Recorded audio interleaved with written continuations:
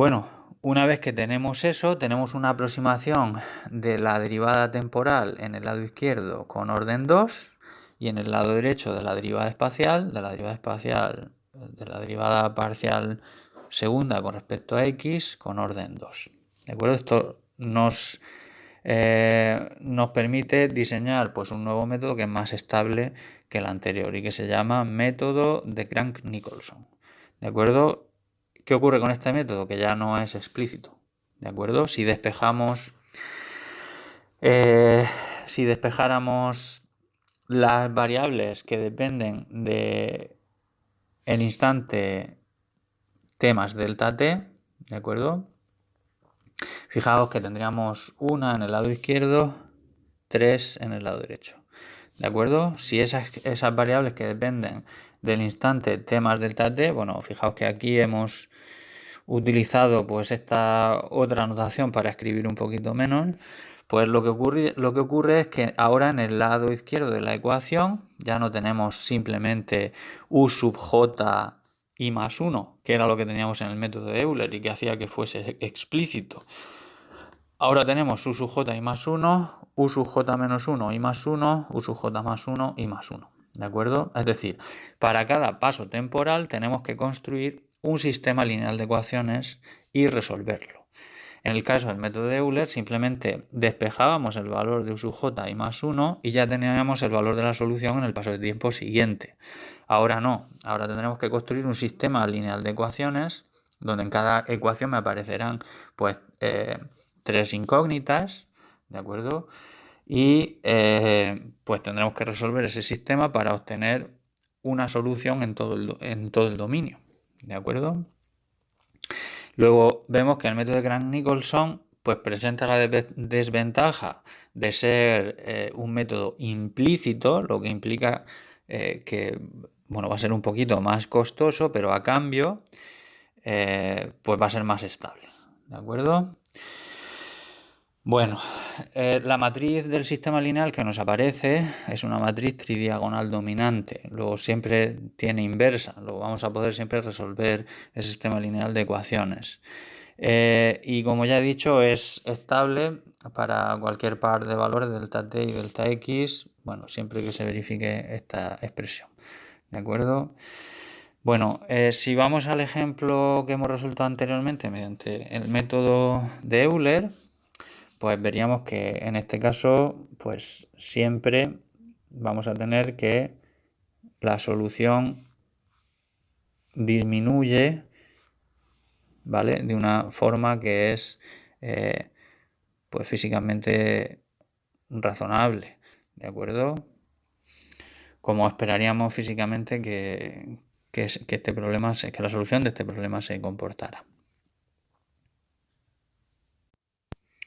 Bueno, con esto ya llegamos al repaso y autoevaluación del tema y os sugiero que para responder estas preguntas pues paréis el vídeo y tratéis de ver si sabéis responder a las preguntas que aquí os planteo.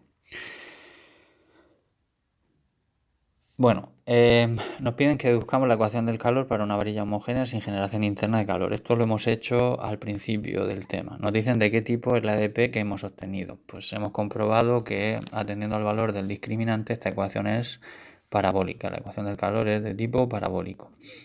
El proceso físico modeliza una ecuación de este tipo y nos dicen que mencionemos qué condiciones de contorno, qué condiciones iniciales son necesarias para resolver un problema de este tipo numéricamente. Pues ya hemos mencionado que necesitaríamos una condición inicial que nos dé la solución en todo el dominio en el instante de tiempo t igual a 0, que es donde nosotros comenzamos la solución, y además necesitamos, pues si el problema es unidimensional, dos condiciones de contorno, que serían dos valores que correspondan pues al lado izquierdo de mi dominio, ¿de acuerdo? Y al lado derecho de mi dominio.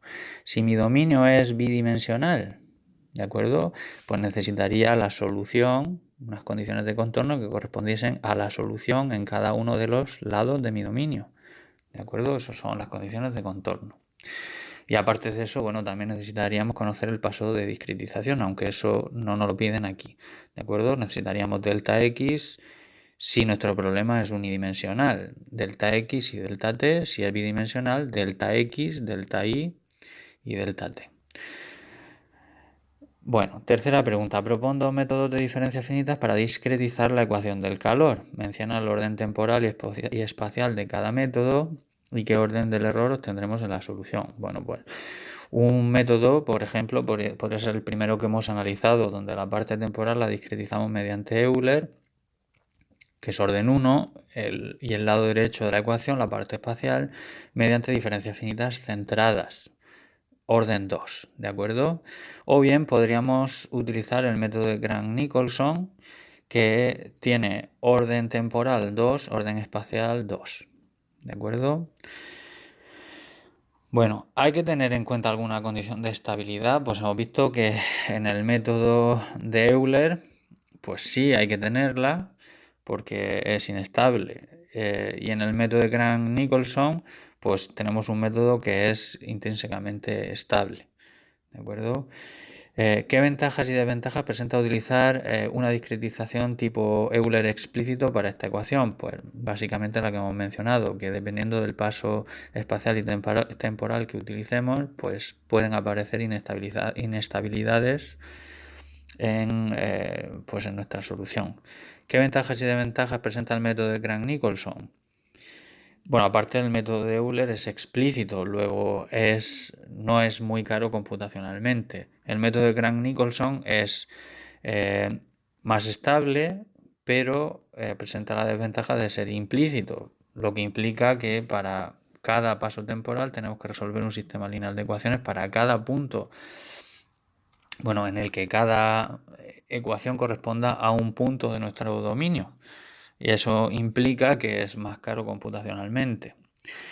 ¿Qué es la convergencia de un método numérico y qué es la estabilidad? Pues hemos dicho que la convergencia, un método que es convergente, es aquel en el que cuando reducimos delta x y delta t, pues los errores que obtenemos son menores. Es decir, al reducir delta x y delta t, nuestra solución tiende a la solución analítica.